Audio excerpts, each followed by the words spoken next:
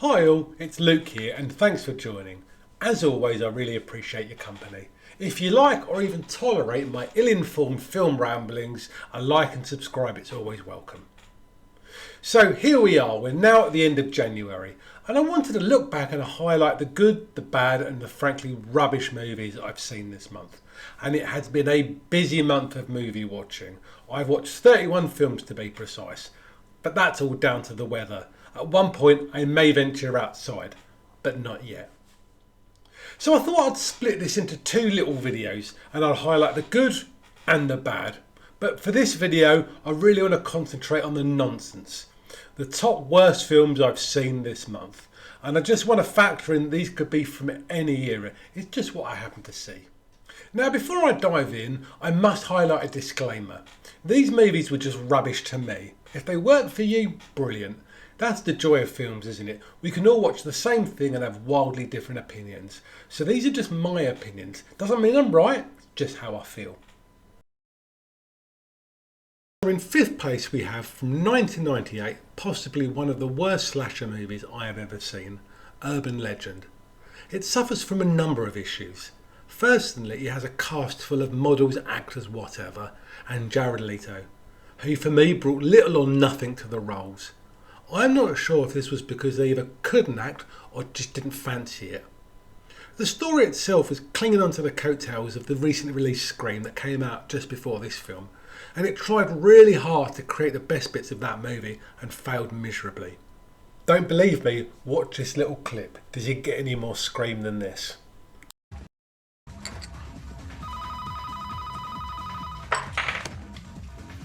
Hello? Hello? You're gonna die tonight. Oh, really? It wasn't scary, the jump scares didn't work, the acting was non-existent, the story was dull as you like. Frankly, it was just boring to watch.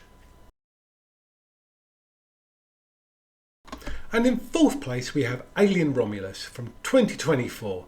Here is another sequel, remake, reimagining, whatever, that simply was not required. The first half of this film was the dullest thing I think I've ever seen. And then when finally the aliens did turn up, we just went through the usual tropes and motions of alien movies. There was absolutely nothing here that was new. It wasn't bad, it just wasn't good, and it was utterly unnecessary. And in third place we have Cocaine Bear from 2023. This is a really simple idea.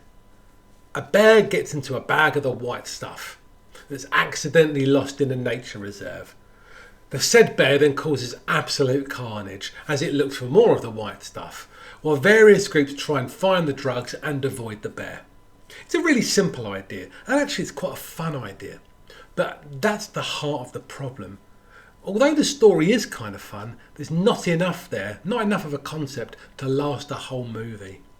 If this was a 45-minute mini story, I think it would have been perfect, but it just doesn't have the legs to go on for an hour and a half, so it just became really dull, which is a real shame because it is a waste of quite a fun concept. And in second place we have Goodnight Mummy. This American psychological horror is a remake of the 2014 Austrian film with the same name. And what they've done is get a generally unsettling and frankly terrifying and awesome movie and then dumbed it down to the point where it loses any kind of shock or scare value, and frankly turning an incredible movie into a pile of old sausage. Why can't we just leave great cinema alone? There was no need for this film whatsoever. Now to me that classic original is forever tainted with this nonsense. You thought they would have learnt their lesson after that awful remake of Let the Right One In. Sad times.